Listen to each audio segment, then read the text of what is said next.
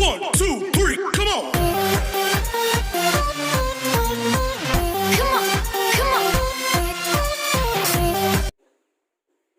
તો મિત્રો આપણે અભ્યાસ કરી રહ્યા છીએ ધોરણ 11 વિષય બાયોલોજી ચેપ્ટર નંબર 8 કોષ જીવનનો ઇતિહાસ. તેમાં આપણે છેલ્લા લેક્ચરમાં કોષ રસ સ્તરના કાર્યો વિશે વિસ્તૃતમાં અભ્યાસ કર્યો. હવેનો આજનો આપણો ટોપિક છે કોષ દિવાલ. બરાબર?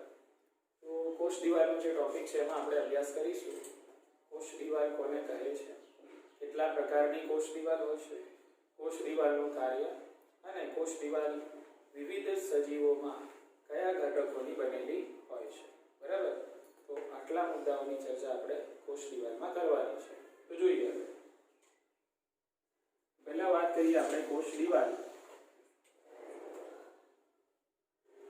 તો કોષ દિવાલ આપણને કયા સજીવોમાં જોવા મળે છે? બરાબર? તો બધા જ વનસ્પતિ કોષો, બધા જ વનસ્પતિ કોષો વત્તા ફૂગ વત્તા કેટલાક પ્રોટિસ્ટા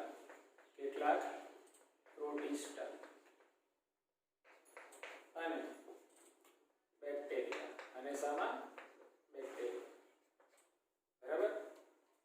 તો મુખ્યત્વે કોષ દિવાલની હાજરી આપણને વનસ્પતિ કોષો, બધા જ વનસ્પતિ કોષોમાં આપણને જોવા મળે છે કોષ દિવાલ. એવી જ રીતે ફૂગ. બરાબર? એ જ પ્રમાણે કેટલાક પ્રોટિસ્ટ અને એ જ પ્રમાણે બેક્ટેરિયા. આ બધા સજીવોની અંદર આપણને કોષ દિવાલ જોવા મળે છે. વધી આગળ અહીંયા મુખ્યત્વે આપણે કોન્સન્ટ્રેટ એટલે કે આપણું જે ફોકસ છે એ વનસ્પતિની કોષ દિવાલ ઉપર કરવાનું છે અને બીજું આપણે કરીશું ફૂગની કોષ દિવાલ. બરાબર? ઓકે. તો આપણે અહીંયા પહેલા જાણી લઈએ કે કોષ દિવાલ જે કોષનો ઘટક કહેવાય છે એ અસલમાં જીવંત ઘટક છે કે મૃત ઘટક છે. બરાબર? ઓકે. તો કોષ દિવાલ છે એ નિર્જીવ ઘટક છે. કેવો ઘટક છે? નિર્જીવ ઘટક છે. તો કોષ દિવાલ એ કોષનો નિર્જીવ ઘટક છે. બરાબર? ઓકે. બીજું કોષ દિવાલ અર્ધ પ્રવેશશીલ માનવામાં આવે છે કે સંપૂર્ણ પ્રવેશશીલ માનવામાં આવે છે? તો કોષ દિવાલ છે સંપૂર્ણ પ્રવેશશીલ માનવામાં આવે છે, જ્યારે કોષ રસ સ્તર અર્ધ પ્રવેશશીલ હોય છે. તો કોષ દિવાલ કેવી છે? સંપૂર્ણ પ્રવેશશીલ. બીજું અહીંયા જાણીશું આપણે કે કોષ દિવાલ છે એ કોષને આકાર આપે છે. ફક્ત કોષને આકાર આપે છે એવું જ નહીં, કોષને આકાર આપે છે એ જ રીતે કોષને થતા યાંત્રિક નુકસાન અને ચેપથી પણ બચાવે છે. યાંત્રિક નુકસાન વત્તા ચેપથી પણ રક્ષણ કરે છે. બરાબર? ઓકે. કોષનું કદ જાળવવામાં મદદ કરે છે અને એક રીતે જોવા જઈએ તો કોષની ફરતે મજબૂત રક્ષણાત્મક બંધારણીય પડ બનાવે છે. બરાબર? અહીંયા આપણે લખીશું કોષની ફરતે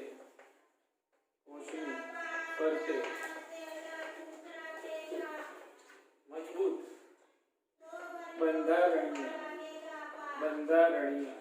આવરણ બનાવે છે. ઓકે. તો આ આપણે લખી કોષ દિવાલની લાક્ષણિકતાઓ. વનસ્પતિ કોષ, ફૂગ, કેટલાક પ્રોટિસ્ટા અને બેક્ટેરિયામાં જોવા મળે છે. કોષ દિવાલ એ નિર્જીવ ઘટક છે, કોષને આકાર આપે છે, સંપૂર્ણ પ્રવેશશીલ છે, કોષની ફરતે મજબૂત બંધારણીય આવરણ બનાવે છે, યાંત્રિક નુકસાન અને ચેપથી આપણને રક્ષણ આપે છે, કોષનું કદ જાળવવામાં પણ મદદ કરે છે. તો આટલી આપણે કોષ દિવાલની કરી તારીફ. શું કરી? કોષ દિવાલની તારીફ કરી. હવે આપણે જોઈશું કે વિવિધ સજીવના કોષોની અંદર કોષ દિવાલનું બંધારણ શું છે. એમાં આપણે સૌથી પહેલા જોઈશું મિત્રો ઓકે. તો લીલના કોષની જે કોષ દિવાલ છે એ કોષ દિવાલનું આપણે બંધારણ જોઈ લઈએ. લીલના કોષની કોષ દિવાલ કયા ઘટકોની બનેલી છે? બરાબર? તો એના પહેલા આપણે અહીંયા ટાઇટલ આપી દઈએ છીએ બંધારણ. તમે જોશો અહીંયા કે લીલના કોષની કોષ દિવાલમાં મુખ્યત્વે જે ઘટક હોય છે એ છે સેલ્યુલોઝ. શું હોય છે? સેલ્યુલોઝ. અને સેલ્યુલોઝ ફક્ત લીલના કોષની કોષ દિવાલનો જ ઘટક નહીં, પણ વનસ્પતિના કોષની કોષ દિવાલનો પણ મુખ્ય ઘટક માનવામાં આવે છે સેલ્યુલોઝ. એટલે કદાચ એવું તમને પૂછાય કે કોષ દિવાલનો મુખ્ય ઘટક કયો છે, જનરલ એમને પૂછાય, જનરલ વાક્ય છે કે ભાઈ કોષ દિવાલના મુખ્ય ઘટકનું નામ જણાવો, તો શું છે? સેલ્યુલોઝ. બરાબર? ઓકે. એ જ રીતે લીલની કોષ દિવાલમાં તમને જોવા મળે છે મેનોઝ. શું જોવા મળે? મેનોઝ. એ જ રીતે આવે ગેલેક્ટન્સ. ગેલેક્ટન્સ. અને પછી આવે છે કેલ્શિયમ કાર્બોનેટ, CaCO3. બરાબર? તો લીલની કોષ દિવાલના બંધારણમાં જોવા મળે સેલ્યુલોઝ, મેનોઝ, ગેલેક્ટન્સ અને કેલ્શિયમ કાર્બોનેટ. આટલી ખબર પડી ગઈ? ચાલો વધીએ આગળ. તો આપણે લીલની કોષ દિવાલની વાત કરીએ, રીતે વાત કરીએ આપણે સામાન્ય વનસ્પતિની કોષ દિવાલ. વનસ્પતિની કોષ દિવાલ. તો સામાન્ય વનસ્પતિની કોષ દિવાલની અંદર આ તો લખી જ દઈશું આપણે, કયું? સેલ્યુલોઝ. બરાબર? કે સેલ્યુલોઝની બહેન હેમિસેલ્યુલોઝ. શું નામ એનું? હેમિસેલ્યુલોઝ. એ જ રીતે આની અંદર જોવા મળે છે પ્રોટીન. શું જોવા મળશે? પ્રોટીન. અને બીજું જોવા મળે છે પેક્ટીન. બીજું પેક્ટીન. તો આટલું યાદ રાખશું આપણે. વનસ્પતિની કોષ દિવાલના બંધારણની અંદર સેલ્યુલોઝ, હેમિસેલ્યુલોઝ, પ્રોટીન અને પેક્ટીન એના બંધારણમાં આપણને જોવા મળે છે. આટલી વસ્તુ ક્લિયર? ઓકે. હજુ રહી ગઈ કોષ દિવાલ જેનું નામ છે ફૂગ. કોની કોષ દિવાલ? ફૂગ. તો ફૂગની કોષ દિવાલની અંદર આવેલું હોય છે ફંગસ સેલ્યુલોઝ. શું કહેવાય એને? યાદ રાખશું, એને કહેવાય ફંગસ સેલ્યુલોઝ. બીજું નામ પણ છે એનું, ઓર એને કહેવાય કાઇટીન. શું કહેવાશે એને? કાઇટીન. અંગ્રેજીમાં આ રીતે લખાય છે એને CHITIN. એટલે વાંચવાનું ચીટીન નહીં, શું? કાઇટીન. ખબર પડી? વંચાય શું? કાઇટીન. જે રીતે આપણે નેશનલ, તો એનો સ્પેલિંગ શું છે? NATIONAL. તો આપણે નાટીઓનાલ વાંચતા આપણે શું વાંચીએ છીએ? નેશનલ. એ રીતે આ કાઇટીન. તો કાઇટીન એ જ શું કહેવાશે? ફંગસ સેલ્યુલોઝ કહેવાશે. બરાબર? ઓકે. હજુ કદાચ એવું પૂછાય કે ભાઈ રાસાયણિક રીતે કાઇટીન શું છે? શું પૂછાય? રાસાયણિક રીતે કાઇટીન શું છે? બરાબર? ઓકે. તો રાસાયણિક રીતે કાઇટીન છે એને કહેવાય છે N-એસિટાઇલગ્લુકોઝામીન. શું કહેવાય? N-એસિટાઇલગ્લુકોઝામીન. બરાબર? ઓકે. તો રાસાયણિક રીતે કાઇટીન N-એસિટાઇલગ્લુકોઝામીન છે. તો આટલું યાદ રાખશું આપણે. ફૂગની કોષ દિવાલ ફંગસ સેલ્યુલોઝની બનેલી છે અથવા તો શાની બનેલી હોય છે? કાઇટીનની બનેલી છે. એટલું આપણે યાદ રાખશું. ચલો હવે વાત કરીએ. સમજી લો કે કોઈ નવી વનસ્પતિ છે. બરાબર? ઓકે. એનો વિકાસ થઈ રહ્યો છે. ઓકે. તો આપણે એમ કહીએ કે ભાઈ તરુણ વનસ્પતિ. શું કહીશું આપણે? તરુણ વનસ્પતિ. તેના જે નવા પર્ણો હોય, નવા જે કોષો હોય છે, અને એની ફરતે જે તમને કોષ દિવાલ જોવા મળે છે એ પ્રાથમિક કક્ષાની હોય. કેવી હશે? નવી કોષ દિવાલ. ઓકે. સમજી લો કે આ કોઈ આપણે હવે સમજીએ કે ભાઈ તરુણ વનસ્પતિ. તરુણ વનસ્પતિ. ઓકે. તો તરુણ વનસ્પતિનો કોષની કોષ દિવાલની આપણે વાત કરીએ તો તરુણ વનસ્પતિના કોષની કોષ દિવાલ છે. બરાબર? એને આપણે કહીશું પ્રાથમિક કોષ દિવાલ. શું કહેવાય આને? પ્રાથમિક કોષ દિવાલ. બરાબર? તો કદાચ પૂછાય કે ભાઈ આ પ્રાથમિક કોષ દિવાલ શાની બનેલી છે? તો લખવાનું સેલ્યુલોઝની. શાની બનેલી હોય છે? સેલ્યુલોઝ. આટલી ખબર પડી ગઈ? પણ પહેલા યાદ રાખશું કે ભાઈ પ્રાથમિક કોષ દિવાલ એટલે શું? પ્રાથમિક કોષ દિવાલ એટલે કે તરુણ વનસ્પતિના કોષોની ફરતે જોવા મળતી કોષ દિવાલને શું કહેવાય? પ્રાથમિક કોષ દિવાલ કહે છે, કે જેના બંધારણમાં સેલ્યુલોઝ આવેલો હોય છે. આટલી ખબર પડી ગઈ? ઓકે. હવે તમે જોયું હશે કે ભાઈ વનસ્પતિ જેમ વિકાસ થતી જશે એમ એનું જે પ્રકાંડ એટલે કે એનું જે થડ બનતું જાય. શું બનતું જાય છે? થડ બનતું જાય છે. બરાબર? ને બહાર એક ચોક્કસ પ્રકારની છાલનું નિર્માણ થતું હોય છે. હા કે ના? શરૂઆતમાં પ્રકાંડ કેવું હોય? લીલું. કેવું હોય? લીલું. જેમ જેમ સમય જતો જાય એમ એમ વનસ્પતિનું પ્રકાંડ કાષ્ઠમય બનતું જાય. કેવું બનતું જાય? લીલામાંથી પેલું જે ચીકણી કલર આવતો હોય છે સામાન્ય એ કાષ્ઠમય બનતું જાય. બરાબર. અને એની ઉપર છાલનું નિર્માણ થતું હોય છે. બરાબર. તો એ વખતે કયા ચેન્જીસ થાય છે? તો ત્યારે આ જે કોષ દિવાલ છે બરાબર એ કોષ દિવાલની ફરતે બરાબર મતલબ એ કોષ દિવાલમાં અને એની ફરતે ચોક્કસ પ્રકારના પદાર્થોનું સ્થૂલન થાય. શું થાય? ચોક્કસ પ્રકારના પદાર્થોનું સ્થૂલન થાય. ખ્યાલ આવી ગયો? ઓકે. હવે સ્થૂલન કયા પ્રકારના પદાર્થોનું થઈ શકે છે? તો લિગ્નિન. કયા પદાર્થોનું? લિગ્નિન છે, સ્યુબેરિન છે. બરાબર. ઓકે. તો લિગ્નિન અને સ્યુબેરિન જેવા પદાર્થોનું શું થશે? સ્થૂલન થશે. સ્થૂલન થવાના કારણે આ કોષ દિવાલ છે એ જાડી બને છે. કેવી બને છે? જાડી બને છે. ખ્યાલ આવી ગયો? ઓકે. તો હવે આ જે કોષ દિવાલ બની એને આપણે કહીશું દ્વિતીય કોષ દિવાલ. શું કહેવાય એને? દ્વિતીય કોષ દિવાલ. આ થઈ ગઈ દ્વિતીય કોષ દિવાલ. બોલો સમજાયું? કદાચ પૂછાય કે ભાઈ દ્વિતીય કોષ દિવાલમાં તમને કયા પદાર્થોનું સ્થૂલન જોવા મળે છે? લિગ્નિન અને સ્યુબેરિન. ખ્યાલ આવી ગયો? ઓકે. ફરીથી મુદ્દો રિપીટ કરી લઈએ. તરળ વનસ્પતિના કોષોની ફરતે જોવા મળતી કોષ દિવાલને પ્રાથમિક કોષ દિવાલ કહે છે. પ્રાથમિક કોષ દિવાલના બંધારણમાં આપણને સેલ્યુલોઝ જોવા મળે છે. જેમ જેમ વનસ્પતિની વૃદ્ધિ અને વિકાસ થાય છે બરાબર તો પ્રાથમિક કોષ દિવાલ છે એની અંદરની તરફ બરાબર એટલે કે એની સપાટી પર લિગ્નિન અને સ્યુબેરિન જેવા પદાર્થોનું સ્થૂલન થાય છે જેથી કોષ દિવાલ જાડી બને છે અને સમય જતા પાણી માટે પણ અપ્રવેશ્યશીલ બને છે. પાણી માટે પણ કેવી બને છે? અપ્રવેશ્યશીલ. એટલે ધીમે ધીમે આ કોષ છે મૃત બને છે. કેવો બને છે? મૃત બને છે. બરાબર. ઓકે. તો આ જે કોષ દિવાલ બની બરાબર એને કહીશું આપણે દ્વિતીય કોષ દિવાલ. બરાબર. પ્રાથમિક કોષ દિવાલમાં પદાર્થોનું સ્થૂલન જોવા મળતું નથી. સમજ પડી ગઈ? હવે સરસ મજાનો બીજો મુદ્દો મધ્ય પટલ. મુદ્દાનું નામ શું છે? મધ્ય પટલ. અંગ્રેજીમાં કહેવાશે મિડલ લેમેલા. નીટમાં ઘણીવાર સવાલ આવી ગયા છે આના વિશે યાદ રાખજો. મિડલ લેમેલા મધ્ય પટલ. બરાબર. સીધું મગજમાં ઉતારી દો તમારે ડાયરેક્ટ ઇન્જેક્શન થી જ. આ છે વનસ્પતિ કોષ. શું છે? એની બાજુમાં આવેલો છે બીજો વનસ્પતિ કોષ. બીજો ચોથો ડગલા બંધ. આપણે બધા દોરવા નથી. બરાબર. તો આ છે બે નજીકના વનસ્પતિ કોષ.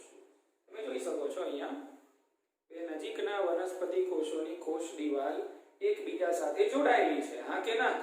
બે નજીકના વનસ્પતિ કોષોની કોષ દિવાલ એકબીજા સાથે જોડાયેલી છે ખાલી જગ્યાના માધ્યમથી. બોલ. મધ્ય પટલના માધ્યમથી. બોલો સમજાયું કે નહીં? બરાબર. ચલો આને ઝૂમ કરીએ આપણે. ઝૂમ કરીએ. શું કરીએ? મોબાઈલ ઝૂમ કરીએ. બરાબર. એટલે આ છે એક કોષની કોષ દિવાલ. આ છે બીજા કોષની કોષ દિવાલ. ને પછી વચ્ચે અહીંયા તમને જોવા મળશે મધ્ય પટલ. શું છે આ? હા. તો આ જે કોષની કોષ દિવાલ છે તો આ છે આ કોષની કોષ દિવાલ આ છે. વચ્ચે છે મધ્ય પટલ. બરાબર. આપણે ઝૂમ કરીને એટલે આપણને આવું દેખાય. ખબર પડી? એટલે બે નજીકના કોષોની કોષ દિવાલ એકબીજા સાથે ખાલી જગ્યાના માધ્યમથી જોડાયેલી છે. મધ્ય પટલના માધ્યમથી જોડાયેલી હોય છે. બોલો ખ્યાલ આવી ગયો? ઓકે. તો મધ્ય પટલનું કાર્ય ખબર પડી ગઈ? બે નજીકના કોષોની કોષ દિવાલને જોડવાનું કાર્ય કરે છે કોણ? મધ્ય પટલ. બરાબર. ઓકે. હવે વસ્તુ રહી કે મધ્ય પટલ શાનું બનેલું છે? તો આ મધ્ય પટલ બનેલું છે calcium પેક્ટેટનું. શાનું? Calcium pectate. Calcium pectate ઘણીવાર પૂછાયું છે નીટમાં, ધ્યાન રાખજો. બરાબર. ઓકે. મધ્ય પટલના બંધારણમાં કયું ખનિજ આવેલું હોય છે એવું પૂછાય તો કેલ્શિયમ. શું લખશો? કેલ્શિયમ. પછી કદાચ પૂછાય કે કેલ્શિયમ પેક્ટેટના બંધારણ મધ્ય પટલના બંધારણમાં શું જોવા મળે છે? ઓપ્શનમાં હોય પેક્ટિન હોય ને પેક્ટિન તો પણ સાચું. બરાબર. પણ આનું આખું નામ છે કેલ્શિયમ પેક્ટેટ. ખ્યાલ આવી ગયો? તો આટલું યાદ રાખજો કોના વિશે? મધ્ય પટલ. ચાલો એનાથી પણ મજેદાર ટોપિક હવે જોઈ લઈએ. અહીંયા નીચે મુદ્દાનું નામ છે કોષરસીય તંતુ. મુદ્દાનું નામ શું છે? કોષરસીય તંતુ. અંગ્રેજીમાં ખાસ નામ યાદ રાખજો આનું પ્લાઝ્મોડેસ્માટા. પ્લાઝ્મોડેસ્માટા. પ્લાઝ્મોડેસ્માટા એટલે કે કોષરસીય તંતુ. ખબર પડી ગઈ? ઓકે. શું છે, શું કાર્ય કરે છે સમજી લઈએ આપણે. બરાબર? આ છે એક વનસ્પતિ કોષ, એના બાજુમાં બીજો વનસ્પતિ કોષ. ઓકે. અહીંયા વચ્ચે શું હશે? મધ્ય પટલ. શું હશે મિત્રો? મધ્ય પટલ. બરાબર. મધ્ય પટલની તો આપણે વાત કરી લીધી. સારું બનેલું છે કેલ્શિયમ પેક્ટેટ બનેલું છે. હવે શું હોય કે બે નજીકના કોષોની વચ્ચે આ રીતે એની કોષ દિવાલ અને મધ્ય પટલમાંથી આ પ્રમાણે નાનકડા તંતુ જેવી રચના આપણને જોવા મળે. એટલે તમને એવું લાગશે કે ભાઈ આ તો સર બે કોષો એકબીજાના કોન્ટેક્ટમાં આવી ગયા. હા કે ના? બે કોષો એકબીજાના સમાઈ આવી ગયા, કોન્ટેક્ટમાં આવી ગયા. બરાબર? ઓકે. તો વનસ્પતિના મધ્ય પટલ અને કોષ દિવાલમાંથી આજે નીકળતી રચના છે કે જે બે નજીકના વનસ્પતિના કોષોના કોષ રસને એકબીજાના સંપર્કમાં રાખે છે. એટલે આનું કોષરસ અને આનું કોષરસ બંને એકબીજા સાથે જોડાયેલા થઈ ગયા. હવે શાના કારણે? કોષરસીય તંતુના કારણે. ખબર પડી ગઈ? કે તો આ જે છે એને કહીશું આપણે કોષરસીય તંતુ. શું કહીશું આને આપણે? કોષરસીય તંતુ. બરાબર? પહેલા યાદ રાખશું. જો કોષરસીય તંતુ, કોષરસીય તંતુ બે નજીકના કોષોની બે નજીકના જે કોષો છે એના મધ્ય પટલ અને કોષ દિવાલમાંથી પસાર થાય છે અને બે નજીકના કોષોના કોષ રસને એકબીજાના સંપર્કમાં રાખે છે. ખાસ યાદ રાખજો. આવું બેઠું પૂછાય છે કે બે કોષરસીય તંતુનું કાર્ય શું છે, અથવા તો એમ પૂછાય કે બે નજીકના કોષોના કોષરસ એકબીજા સાથે ખાલી જગ્યાના માધ્યમથી સંપર્કમાં રહે છે. તો હા, કોષરસીય તંતુના માધ્યમથી બે નજીકના કોષોના કોષ કેન્દ્ર ના કણાભ સૂત્રો ના કોષરસ. કોણ? કોષરસ. આપણે યાદ રાખવાનું. ખ્યાલ આવી ગયો? ઓકે. તો અહીંયા કોષરસીય તંતુનું કાર્ય આપણે ઉપર લખી દઈએ છે. બરાબર? અગત્યનું છે એટલા માટે. ઓકે. અહીંયા આપણે લખી દઈશું કાર્ય. કોષરસીય તંતુનું કાર્ય. બરાબર? તો બે નજીકના કોષોના કોષ રસને એકબીજાના સંપર્કમાં રાખે છે.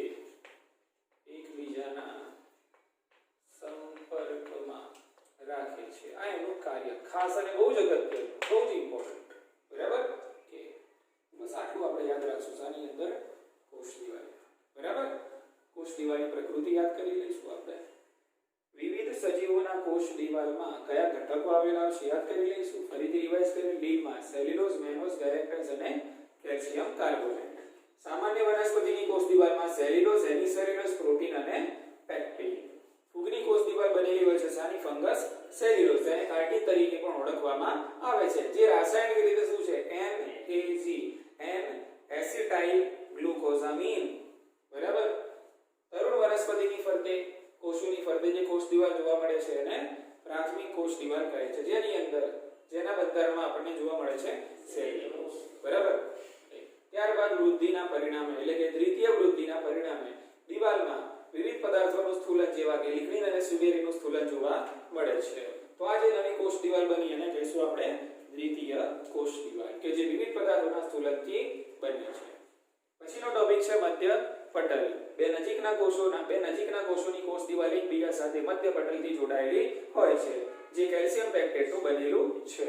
કોષરસીય તંતુ. બે નજીકના કોષોના કોષરસ એકબીજા સાથે કોષરસીય તંતુના માધ્યમથી સંપર્કમાં રહે છે. અને કોષરસીય તંતુ ક્યાંથી ઉદ્ભવે છે, શામાંથી પસાર થાય છે?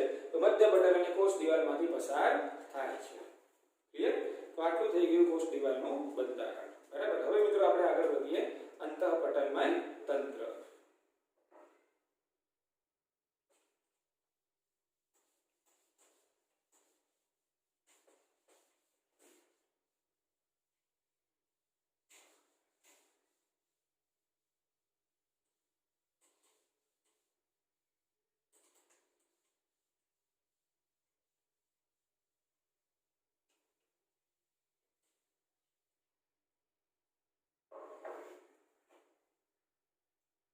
જોઈએ હવે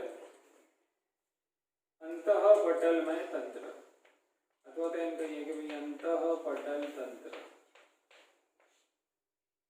એકદમ સરળ કોન્સેપ્ટ છે પણ ઘણીવાર આમાંથી પણ એમસીક્યુ પૂછાય છે. બહુ સરળ કોન્સેપ્ટ છે. અંગ્રેજીમાં કહીશું આપણે એને એન્ડો મેમ્બ્રેન સિસ્ટમ. અંતઃ એટલે એન્ડો, પટલ એટલે મેમ્બ્રેન. Endo membrane system. બરાબર? ઓકે, સમજીએ હવે. ધ્યાન રાખજો. હવે આપણે હમણાં જ વનસ્પતિ કોષ અને પ્રાણી કોષ છે એનું અવલોકન કરેલું. બરાબર? તો વનસ્પતિ કોષની અંદર અને પ્રાણી કોષની અંદર આપણને વિવિધ અંગિકાઓ જોવા મળે છે. હા કે ના? આપણને વિવિધ અંગિકાઓ જોવા મળે છે. બરાબર? કણાવસૂત્ર છે, હરિતકણ છે, લાઇસોસોમ છે, ગોલ્ગી કાય છે, પેરોક્સિસોમ છે, હરિતકણ છે. બરાબર? ઓકે. તો બધી અંગિકાઓ છે એની રચના સમાન છે કે અલગ અલગ? અલગ અલગ છે. વિવિધતા છે. શું છે? વિવિધતા છે. દરેકના કાર્યોમાં પણ શું જોવા મળે છે? આપણને વિવિધતા જોવા મળે છે. બરાબર? ઓકે. તો ઘણીવાર એવું થાય છે કે કોષની અંદર જોવા મળતી અંગિકાઓ પોતાની રચના અને કાર્યની દ્રષ્ટિએ વિવિધતા દર્શાવતી હોવા છતાં પણ એકબીજાના સંકલનથી કાર્ય કરે છે. એકબીજાના સંકલનથી કાર્ય કરે છે. દાખલા તરીકે આપણે સમજી લઈએ કે સ્કૂલની વાત છે. સ્કૂલમાં કોઈ આપણે ફંક્શન કરવું છે. બરાબર? ઓકે. તો આપણે એનું મેનેજમેન્ટ હાથમાં લીધું તો આપણે મેનેજમેન્ટમાં અલગ અલગ કમિટી બનાવીએ છીએ. શું બનાવીએ છીએ? અલગ અલગ કમિટી. કે સ્ટેજ કમિટી હોય, હોસ્પિટાલિટી કમિટી હોય, વેલકમ કમિટી હોય, ઇન્વિટેશન કમિટી હોય. બરાબર? તો આપણે દરેક કમિટીને અલગ અલગ શું આપીએ છીએ? કામ. દરેક કમિટીનું કામ કેવું છે? અલગ અલગ છે. દરેક કમિટીનું કામ કેવું છે? અલગ અલગ છે. બરાબર? ઓકે. દરેકની કાર્ય પદ્ધતિ અલગ અલગ છે. બરાબર? પણ બધી કમિટી એકબીજાના સંકલનથી કાર્ય કરે છે. બરાબર? ઓકે. બધાનું સહિયારું કામ શું થઈ ગયું? ફંક્શન. બધાનું સહિયારું કામ શું થયું? ફંક્શન. બરાબર ને? ઓકે.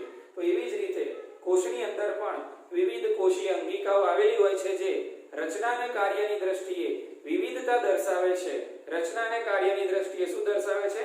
વિવિધતા દર્શાવે છે. તેમ છતાં પણ આ અંગિકાઓ એકબીજાના સંકલનથી કાર્ય કરે છે.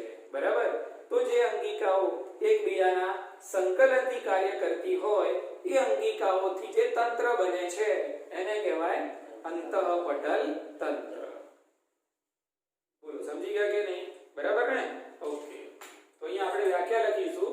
બરાબર? તો કોષમાં જોવા મળતી અંગિકાઓ રચના અને કાર્યોની દ્રષ્ટિએ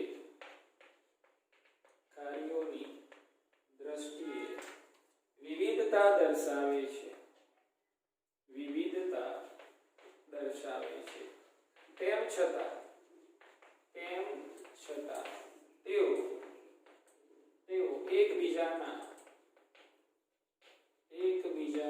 સંકલનથી કાર્ય કરે છે. અને આ પ્રકારની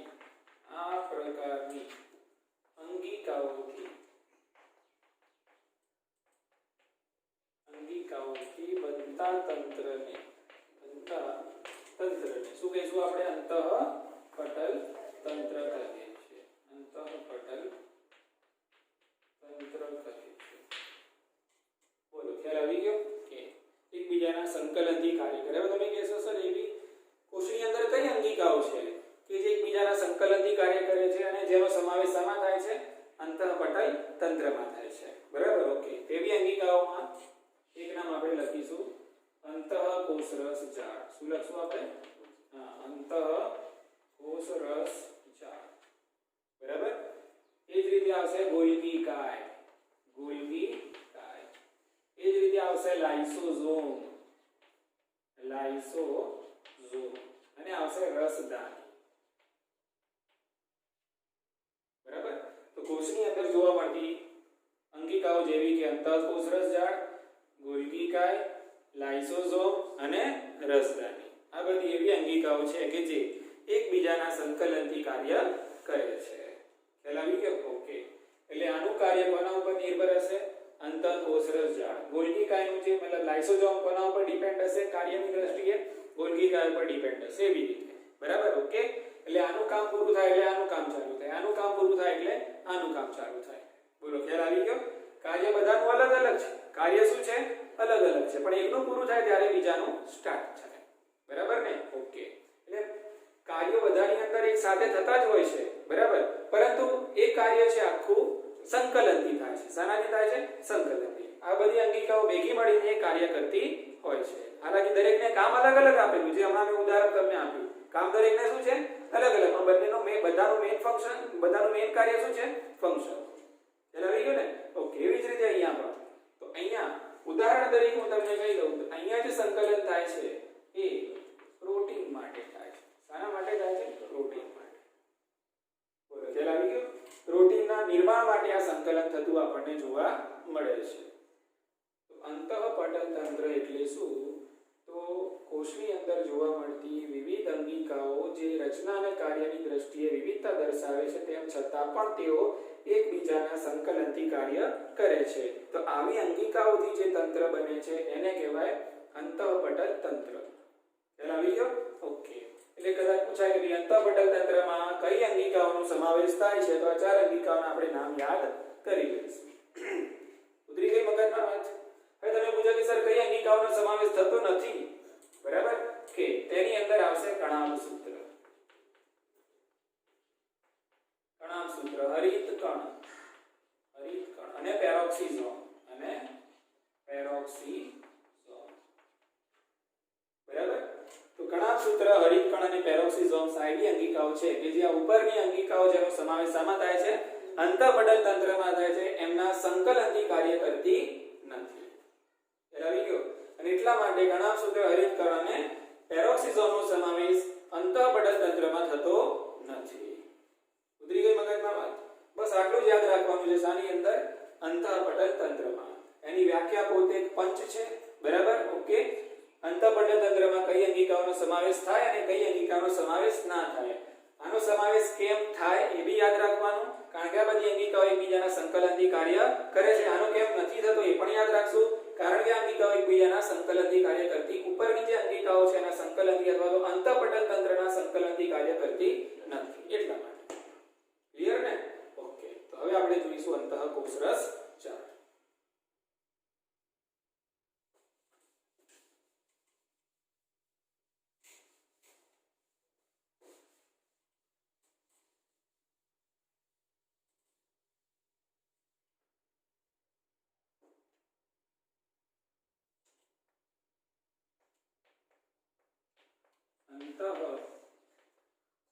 અંતઃકોષરસ જાળ આ ટોપિક આપણે પૂરો કરીએ નાનો લેક્ચર છે સમાપ્ત કરીશું અંગ્રેજીમાં કહીશું અંત એટલે એન્ડ તો થવાનું ને ઓકે કોષરસનો મતલબ કોષરસ એટલે આમ થાય પ્લાઝમા શું થાય પ્લાઝમા અને જાળ એટલે રેટિક્યુલમ જાળ એટલે શું કહેવાય રેટિક્યુલમ બરાબર okay endoplasmic reticulum endoplasmic reticulum એટલે જાળ છે બરાબર શોર્ટમાં આને કહેવાય છે ER શું કહેવાય એન્ડોપ્લાઝમિક રેટિક્યુલમ આની ખબર પડી ગઈ ચલો સમજવાનો પ્રયત્ન કરીએ કે ભાઈ અંતઃકોષરસ જાળ એટલે શું માની લો કે આ મારી જોડે કોષ છે કોષની અંદર આ છે કોષ કેન્દ્ર શું છે આ કોષ કેન્દ્ર બરાબર તો કોષ કેન્દ્રની નજીક આ રીતે અહીંયા અને સમગ્ર કોષરસમાં પથરાયેલી આ જાળા જેવી જે રચના બનાવી મેં આને કહેવાય અંતઃકોષરસ જાળ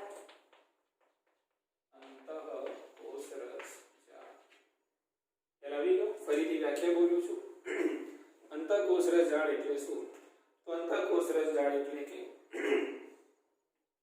કોષ કેન્દ્રની સપાટી સાથે જોડાયેલ કોષરસમાં સમગ્ર કોષરસમાં પથરાયેલી બરાબર ઓકે નલિકાકાર લંબાયેલ રચનાને એટલે કે જાળા જેવી રચનાને શું કહીશું આપણે અંતઃકોષરસ જાળ એટલે કે જેવું દેખાય છે એવી જ વ્યાખ્યા લખવાની છે બરાબર કોઈ વ્યાખ્યા ગોખવાની છે નહીં જો જાળા જેવી રચના છે કોષરસમાં જોવા મળે છે બરાબર એટલા માટે આપણે કીધું અંતઃકોષરસ જાળ કે જે આપણને સમગ્ર કોષરસમાં પથરાયેલી જોવા મળે છે અને ક્યાંક ક્યાંક આપણને આ રીતે ચપટી નલિકામાં કોથળીઓ જેવી રચના પણ જોવા મળે છે બરાબર અને અહીંયા તમે જુઓ તો આ કોષ કેન્દ્રની સાથે પણ શું છે એટેચ એટલે કે જોડાયેલું છે ત્રીજી મગજમાં વાત તો આપણે સરળ શબ્દોમાં આપણે એની વ્યાખ્યા લખી દઈશું બરાબર કે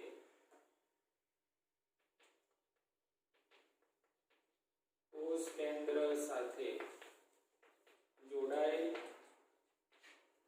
સમગ્ર કોષ રસમાં પથરાયેલ સમગ્ર કોષ રસમાં પથરાયેલ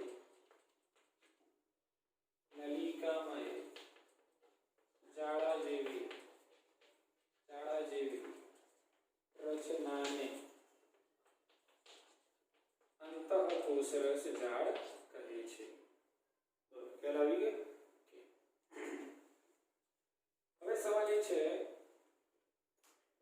કે અંતઃકોષરસ જાળ કેટલા પ્રકારની છે અને પ્રકાર છે તો એના કાર્યો શું છે બરાબર કે કેટલા પ્રકારની છે યાદ કરીશું એના નામ અને દરેક પ્રકારની અંતઃકોષરસ જાળ છે એ કયું વિશિષ્ટ કાર્ય કરે છે એ યાદ કરીશું એના મુદ્દો પૂરો થઈ જશે બોલો સમજી ગયા ઓકે હજુ તમે જુઓ થોડુંક બારીકાઈથી જોશો આને થોડુંક બારીકાઈથી જોશો બરાબર ઓકે ઝૂમ કરીએ આપણે શું કરીએ ઝૂમ કર્યું આપણે તમે ઝૂમ કરશો તો આ જે કોષ કેન્દ્ર પટલ છે ને આ છે કોષ કેન્દ્ર પટલ શું છે આ કોષ કેન્દ્ર પટલ છે એમાં આવેલા હોય બે સ્તરો કેટલા સ્તરો યાદ રાખજો કોષ કેન્દ્ર પટલ ત્રિસ્તરીય છે કેટલું છે ત્રિસ્તરીય બરાબર ઓકે અને વચ્ચે કોષ કેન્દ્ર પટલમાં છિદ્રો જોવા મળે આ રીતે શું હોય આ રીતે આ છિદ્રો હોય બરાબર ઓકે તો કોષ કેન્દ્ર પટલનું આ જે બહારનું સ્તર છે બહારના સ્તરની સાથે જોડાયેલી હોય અંતઃકોષરસ જાળ એ યાદ રાખજો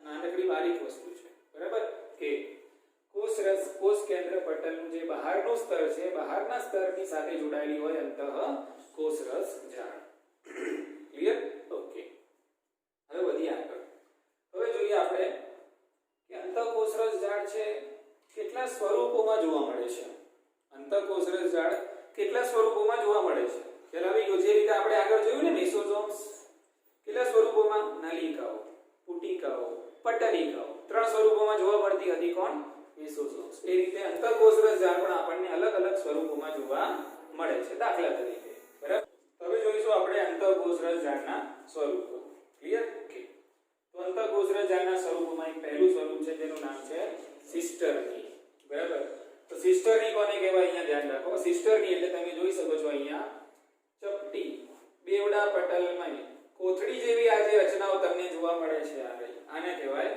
સિસ્ટર ચાલો આવી ગયું ને ઓકે તો અહીંયા આપણે લખીશું સિસ્ટરની એટલે શું તો ચપટી બેવડા પટલમય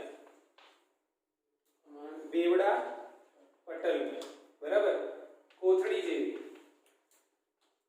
કોથળી જેવી નલિકામય રચનાને શું કહીશું સિસ્ટરની કહે છે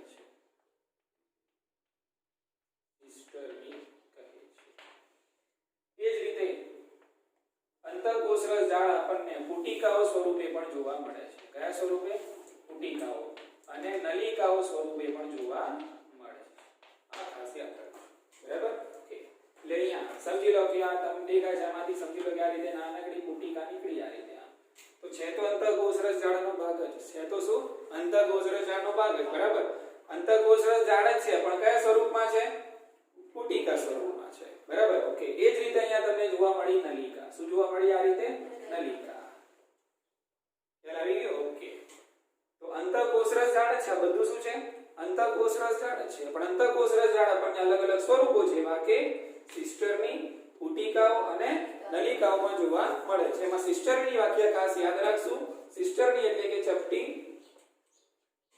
બેવડા પટલમય કોથળી જેવી નલિકામય રચનાને સિસ્ટરની તરીકે ઓળખવામાં આવે છે ક્લિયર ચલો હવે સરસ મજાના એના પ્રકારોની વાત કરી લઈએ બરાબર કે તો અંતઃકોષરસ જાળનો પહેલો પ્રકાર છે જેને કહેવાય છે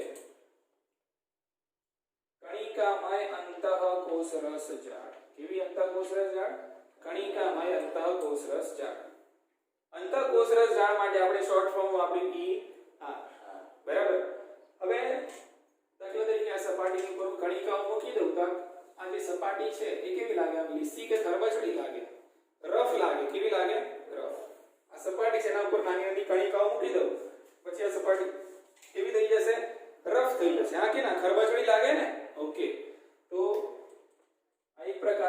કણિકામય અંતઃકોષરસ ઝાડ, જેના માટે અંગ્રેજીમાં શબ્દ વપરાય છે રફ. શું વપરાય છે? રફ. Endoplasmic reticulum. રફ એટલે કેવી? કણિકામય, અથવા તો તમે કહી શકો ખરબચડી, અથવા તો કહી શકો છો ખરબચડી. બરાબર? ઓકે. તો રફ એન્ડોપ્લાઝમિક રેટિક્યુલમ, કણિકામય અંતઃકોષરસ ઝાડ. બરાબર? હજુ શોર્ટ કરી દઈશું RER. શું કહેવાય આને? RER. આલી ખબર પડી? ઓકે. ચલો. એવી જ રીતે બીજા પ્રકારની અંતઃકોષરસ ઝાડ છે જેને કહેવાય છે જેમાં કણિકાઓ નહીં હોય, જેમાં કણિકાઓ હોતી નથી. એટલે એ અંતઃકોષરસ ઝાડ આપણને જોવા મળશે લીસી. કેવી હશે? લીસી. બોલો, ખ્યાલ આવી ગયો? ઓકે. તો અહીંયા આપણે લખીશું કણિકા વિહીન. શું લખશું આપણે? કણિકા વિહીન. કૌંસમાં તમે લીસી લખી શકો છો અને અહીંયા કૌંસમાં તમે ખરબચડી લખી શકો છો. ખ્યાલ આવી ગયો? ઓકે. તો આ છે કણિકા વિહીન. ઓકે. તો કણિકા વિહીન લીસી. તો લીસી હોય એના માટે આપણે વાપરીએ શબ્દ સ્મૂથ. શું વાપરીએ? સ્મૂથ. હા. તો અહીંયા છે સ્મૂથ ER એટલે સ્મૂથ એન્ડોપ્લાઝમિક રેટિક્યુલમ, કણિકા વિહીન અથવા લીસી અંતઃકોષરસ ઝાડ. ક્લિયર? હજુ શોર્ટ કરી દઈએ તો આને કહેવાય SER. શું કહીશું? હા, એટલે આપણે હવે RER બોલીએ તો સમજવાનું તમારે કણિકામય અંતઃકોષરસ ઝાડ, અને આપણે SER બોલીએ સમજવાનું કણિકા વિહીન અંતઃકોષરસ ઝાડ. ઈઝી? ઓકે. હવે કણિકામય કણિકા વિહીન શું છે સમજી લઈએ ફટાફટ. ધ્યાન રાખો, પૂરું થઈ જશે. માની લો કે આ અંતઃકોષરસ ઝાડ છે, એની સપાટી પર આ નાની નાની કણિકાઓ મૂકી દઉં છું, અને આ જે નાની નાની કણિકાઓ છે મિત્રો એ બીજું કંઈ જ નહીં પણ એ રિબોઝોમની કણિકાઓ છે. સાની કણિકાઓ? હા. એટલે તમને યાદ કરાવી દઉં રિબોઝોમનું આપણે સ્થાન યાદ કરેલું કે રિબોઝોમ આપણને ક્યાં જોવા મળે છે? અંતઃકોષરસ ઝાડની સપાટી ઉપર. બરાબર? એટલે જે અંતઃકોષરસ ઝાડની સપાટી ઉપર રિબોઝોમ્સની કણિકાઓ જોવા મળે તે અંતઃકોષરસ ઝાડને કણિકામય અંતઃકોષરસ ઝાડ કહે છે. That's all. પૂરું થયું. બોલો, ખ્યાલ આવી ગયો કે નહીં? ઓકે. તો કણિકામય અંતઃકોષરસ ઝાડ એટલે કણિકાઓથી કયો મતલબ છે? રિબોઝોમ. કણિકાઓ કઈ? રિબોઝોમની કણિકાઓ. ખ્યાલ આવી ગયો? એટલે જે અંતઃકોષરસ ઝાડની સપાટી ઉપર રિબોઝોમની કણિકાઓની હાજરી જોવા મળે એ અંતઃકોષરસ ઝાડને કણિકામય અથવા તો ખરબચડી અથવા તો રફ એન્ડોપ્લાઝમિક રેટિક્યુલમ કહે છે. બરાબર? તો શોર્ટમાં આને લખી દઉં સપાટી પર રિબોઝોમની કણિકાઓની હાજરી. રિબોઝોમની કણિકાઓ હાજર. બોલો, ખ્યાલ આવી ગયો? તમે જોઈ શકો છો અહીંયા કણિકામય અંતઃકોષરસ ઝાડ છે. કણિકામય અંતઃકોષરસ ઝાડ છે. બરાબર? તો કોષ કેન્દ્રની નજીક તરત જ છે કયા પ્રકારની જોવા મળે આપણને? કણિકામય અંતઃકોષરસ ઝાડ. બરાબર? ઓકે. હવે તમે અહીંયા જો સમજી લો કે આ બરાબર થોડાક આપણે દૂર જઈએ છીએ આ તો અહીંયા જે અંતઃકોષરસ ઝાડ છે એની સપાટી પર હું કણિકાઓ મૂકતો નથી. કોની? રિબોઝોમની કણિકાઓ મૂકતો નથી. ઓકે. તો એની સપાટી કેવી થઈ ગઈ? લીસી. તો આ જે અંતઃકોષરસ ઝાડ છે એને હું શું કહીશ? કણિકા વિહીન એટલે કે સ્મૂથ એન્ડોપ્લાઝમિક રેટિક્યુલમ. બરાબર? ઓકે. એટલે કણિકા વિહીન અંતઃકોષરસ ઝાડની વ્યાખ્યામાં શું લખશું? કે જે અંતઃકોષરસ ઝાડની સપાટી ઉપર રિબોઝોમની કણિકાઓ ગેરહાજર હોય છે તેને કણિકા વિહીન અંતઃકોષરસ ઝાડ કહે છે. તો અહીંયા આપણે લખી દઈશું ફટાફટ સપાટી પર રિબોઝોમની કણિકાઓ ગેરહાજર. બરાબર? એટલે આ બે પ્રકાર જે આપણે પાડ્યા શાના આધારે પાડ્યા? એની સપાટી ઉપર રિબોઝોમની હાજરી અને ગેરહાજરીના કારણે. ક્લિયર છે? ઓકે. ફટાફટ આના કાર્યો સમજી લઈને ટોપિક પૂરો કરી દઈએ. ઓકે. તો મેં તમને પહેલા કીધું હતું કે જ્યાં રિબોઝોમ હાજર હોય ત્યાં થાય પ્રોટીનનું સંશ્લેષણ. શું થાય? ત્યાં પ્રોટીનનું સંશ્લેષણ. એટલે વાત ખબર પડી ગઈ આપણને કે કણિકામય અંતઃકોષરસ ઝાડની સપાટી ઉપર શાનું સંશ્લેષણ થશે? પ્રોટીનનું સંશ્લેષણ થાય. બરાબર? એટલે RER નું કાર્ય આપણને ખબર પડી ગઈ કે અહીંયા થશે પ્રોટીનનું સંશ્લેષણ. બરાબર? એનો મતલબ શું થયો? તેનો મતલબ એ થયો કે જે કોષો સક્રિય રીતે પ્રોટીનના સ્ત્રાવ અને સંશ્લેષણ સાથે સંકળાયેલા છે. શાના સાથે? હા, જે કોષો સક્રિય રીતે પ્રોટીનના સ્ત્રાવ અને સંશ્લેષણ સાથે સંકળાયેલા છે. એટલે જે કોષો વધારે પ્રોટીનના સંશ્લેષણમાં એન્ગેજ છે એ કોષોમાં કયા પ્રકારની અંતઃકોષ રસજાળ જોવા મળે? કણિકામય અંતઃકોષ રસજાળ, જેનું મેઇન કાર્ય શું છે? પ્રોટીનનો સ્ત્રાવ અને સંશ્લેષણ. ઉતરી મગજમાં વાત? ઓકે, ચલો ફટાફટ અહીં આવી જઈએ. કયું કાર્ય? કણિકાવિહીન. બરાબર, ઓકે. તો અહીંયા આ લોકો પ્રોટીન માટે જવાબદાર, તો આ લોકો લિપિડ માટે. શેના માટે? લિપિડ માટે. ખ્યાલ આવી ગયો? ઓકે. તો આ પ્રકારની અંતઃકોષ રસજાળ તમને શેમાં જોવા મળે? તો લિપિડ સ્ત્રાવી કોષો. કયા કોષો? લિપિડનો જે સ્ત્રાવ કરતા હોય, જે કોષો લિપિડનું સંશ્લેષણ કરતા હોય. બરાબર, તો એવા કોષોની અંદર કયા પ્રકારની અંતઃકોષ રસજાળ જોવા મળે? કણિકાવિહીન એટલે કે એસિયા. બોલો, ખ્યાલ આવી ગયો? ઓકે. અને છેલ્લો મુદ્દો, કેટલાક પ્રાણી કોષોની અંદર આપણને લિપિડ પ્રકૃતિના સ્ટીરોઇડ અંતઃસ્ત્રાવનો સ્ત્રાવ થતો જોવા મળે છે. કયા અંતઃસ્ત્રાવ? સ્ટીરોઇડ અંતઃસ્ત્રાવ. બરાબર. તો જે પ્રાણી કોષો સ્ટીરોઇડ અંતઃસ્ત્રાવનો સ્ત્રાવ કરે છે, હાલાકી સ્ટીરોઇડ પણ એક પ્રકારનું લિપિડ છે. કેવું છે? લિપિડ. તો એના કોષોમાં કઈ અંતઃકોષ રસજાળ જોવા મળશે? કારણ કે સ્ટીરોઇડ પોતે શું છે? એક પ્રકારના લિપિડ છે, વિશિષ્ટ લિપિડ છે. બરાબર ને? તો જે પ્રાણી કોષો સ્ટીરોઇડના સ્ત્રાવ સાથે સંકળાયેલા છે એ કોષોની અંદર પણ આપણને કણિકાવિહીન અંતઃકોષ રસજાળ જોવા મળે છે. કે તો અહીંયા એક બીજું લખી દઈશું આપણે, પ્રાણી કોષો. કયા પ્રાણી કોષો? કે જે સ્ટીરોઇડના સંશ્લેષણ સાથે સંકળાયેલા હોય છે. સ્ટીરોઇડના સંશ્લેષણ અને સ્ત્રાવ. બરાબર. તો જે પ્રાણી કોષોમાં સ્ટીરોઇડનું સંશ્લેષણ અને સ્ત્રાવ થતો હોય છે એ પ્રાણી કોષોમાં કયા પ્રકારની કણિકાવિહીન શોર્ટ કણિકાવિહીન લિપિડ માટે અને કણિકામય પ્રોટીન માટે. ખ્યાલ આવી ગયો? ઓકે. તો અહીંયા આપણે આજનો ટોપિક છે પૂરું કરીએ છીએ, જેનું નામ હતું અંતઃકોષ રસજાળ.